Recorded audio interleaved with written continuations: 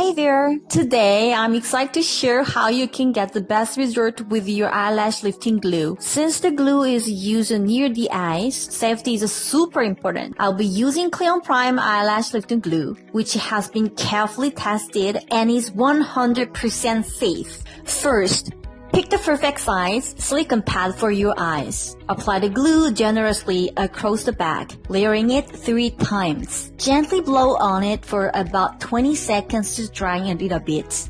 Then, press the pad onto your eyelid from the inner corner out. Make sure it's fully secure. Add a little more glue if needed. Now, it's time for the fun part. Apply 3 more layers of glue to the pad and use a wide brush to comb your lashes upward, sticking them to the pad. If any lashes come loose, don't worry. Just add a bit more glue and comb again. A couple of quick tips. Number 1. Make sure to use enough glue. Number 2. Secure the pad and lashes while drying the glue. Be careful not to get glue in your eyes. And feel free to use some eye drops to keep them from drying out. Just avoid water or tears, since they can weaken the adhesive.